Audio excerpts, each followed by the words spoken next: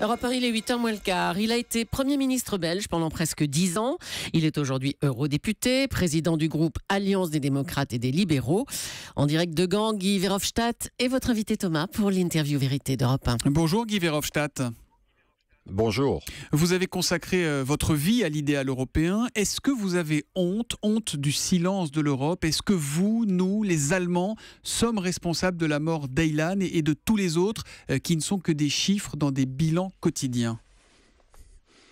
J'ai honte et je pense qu'on est en effet responsable parce qu'il n'existe pas une approche commune, une approche européenne pour cette énorme tragédie. Tout d'abord parce qu'on n'a rien fait pour éviter pour finir le conflit en Syrie. On a toujours dit non, c'est pas nous, on va pas intervenir, on va pas aider l'opposition démocratique et modérée en Syrie par exemple. On est responsable et j'ai honte parce que on n'a pas de politique d'asile commune. Le principe de Dublin, c'est la négation en fait de l'existence de l'Europe, puisqu'on laisse toute la responsabilité à certains pays dans le sud de l'Europe. Et j'ai honte surtout qu'on oblige en fait les réfugiés à se jeter dans les mains des organisations criminelles pour venir en Europe, et plutôt que d'organiser un système d'asile dans les zones de conflit ou dans les pays de transfert. Alors François Hollande et Angela Merkel veulent mettre en place un mécanisme de répartition permanent obligatoire des migrants, autrement dit des quotas de réfugiés par pays. Vous dites quoi? Bravo, il était temps, il est trop tard?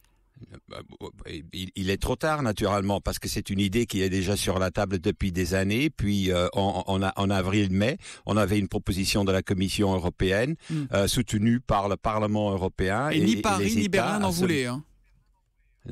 Non, les deux pays étaient contre. Maintenant, naturellement, devant la tragédie énorme, ils n'ont pas d'autre choix. Mais c'est pas la solution tout seul. Ça peut être un des éléments de la solution. La solution doit être qu'on doit créer des zones humanitaires dans les zones de conflit, créer des facilités pour recevoir les réfugiés, par exemple en Libye, en Égypte, en Turquie, au Liban, et puis donner la possibilité aux gens de demander la protection temporaire, ce qui est possible, ou l'asile, dans ces facilités, puisque aujourd'hui on oblige les gens à venir en Europe, parce qu'on ne peut qu'avoir de l'asile politique sur le sol européen. Donc ce qu'on fait, c'est vraiment les pousser dans les mains des organisations criminelles. Pardon de vous interrompre, Guy Verhofstadt, mais est-ce que ça veut dire, pour être très concret, que tant que ça n'est pas arrivé chez nous, en Belgique, en France, en Allemagne, on s'en foutait? Est-ce que c'est ça la réalité? C'est ça la réalité, puisque la décision d'avoir une politique commune d'asile et d'immigration, je peux vous le dire, ça a été décidé en 1999. Je le sais bien parce que j'étais Premier ministre, c'était mon premier sommet européen à Tampere, dans le nord du Finlande. Donc ça fait déjà 15 ans qu'on a décidé cela, mais on n'a jamais mis en place. Et donc, moi je fais une comparaison entre la crise autour de l'euro, là aussi on avait la monnaie unique, mais pas les instances, pas les instruments, pas l'union politique qui était nécessaire. La même chose avec Schengen. On a créé Schengen, mais on n'a jamais créé autour de Schengen, qui est une très bonne idée naturellement, mais autour de Schengen, on n'a jamais créé cette politique d'asile commune, cette politique migratoire commune, parce que ça, on n'a pas encore cette politique migratoire commune, la possibilité d'avoir une entrée dans un pays pour y aller travailler temporairement. Il existe 28 systèmes différents en Europe, et c'est ça qui est utilisé par beaucoup d'organisations criminelles. Et c'est ça qui fait que ça ne peut pas fonctionner aujourd'hui au niveau européen. Je voudrais qu'on revienne sur la volte-face de Paris et de Berlin. Ça veut dire quoi? Que la ligne politique de l'Europe, elle varie au gré des humeurs et de l'émotion de l'opinion. L'appareil de la photographe serait tombé en panne, la photo d'Aylan n'aurait jamais existé, rien n'aurait bougé? Tout à fait. C'est depuis le début de cette crise comme ça. Il y a eu des naufrages en Méditerranée, puis on a augmenté un petit peu le budget de Frontex. C'est cette agence qui doit protéger les frontières extérieures de l'Union européenne. Donc on leur a donné à Frontex 30 millions de plus. Maintenant, il y a des problèmes à Calais, il y a des problèmes sur la frontière avec l'Hongrie serbe, et alors on prend une autre décision. Donc donc c'est comme chez nous on dit que c'est comme les pompiers. On intervient quand il y a un problème, mais une vision globale pour l'avenir, une vision qui peut vraiment résoudre les problèmes n'existe pas. Et surtout, il ne faut pas oublier que pour éviter des tragédies pareilles, il faut que nous prenions nos responsabilités dans notre voisinage. C'est impossible ce qu'on a fait par exemple au Syrie.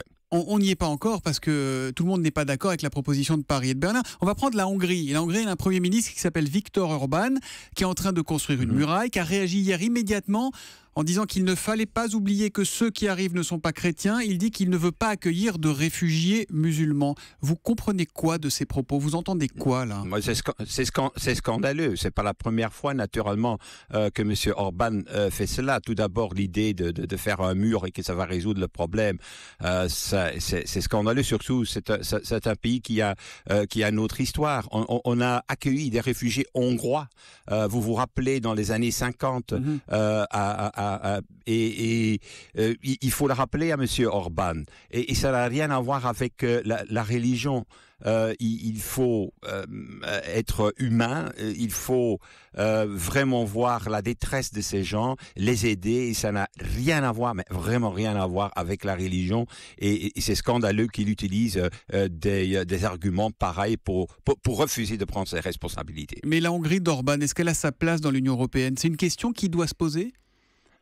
C'est une question qui se pose déjà 3-4 ans, mais c'est chaque fois le Parti populaire européen, dont fait partie M. Orban, qui refuse d'en parler, parce que du côté du Parlement européen, on a déjà exigé d'utiliser l'article 7 du traité.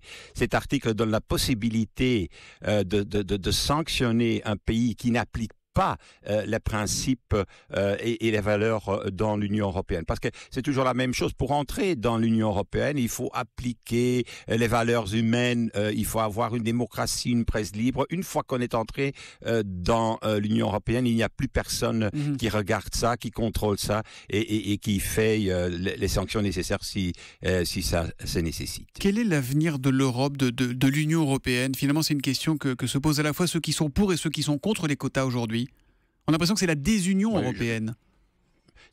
Pour le moment, c'est la désunion, mais c'est toujours naturellement aussi une opportunité pour faire un saut en avant. Moi, je suis un optimiste de nature et donc je pense que même dans cette tragédie qu'on est en train de vivre chaque jour, il y a une possibilité de faire entendre la voix de la raison et de la nécessité de faire un saut en avant dans l'intégration européenne. Ce qui est naturellement clair, on l'a vu avec la crise grecque, on la voit maintenant avec la crise des réfugiés, que c'est impossible de continuer comme ça, d'avoir un système qui est basé sur l'unanimité dans le Conseil. On doit faire un saut en avant dans lequel les politiques de migration, les politiques d'asile, mais aussi d'autres politiques soient décidées en Europe par majorité qualifiée dans un système fédéral avec un gouvernement européen qui est pleinement responsable. On ne peut pas chaque fois quand il y a un problème pareil, quand il y a une tragédie pareille,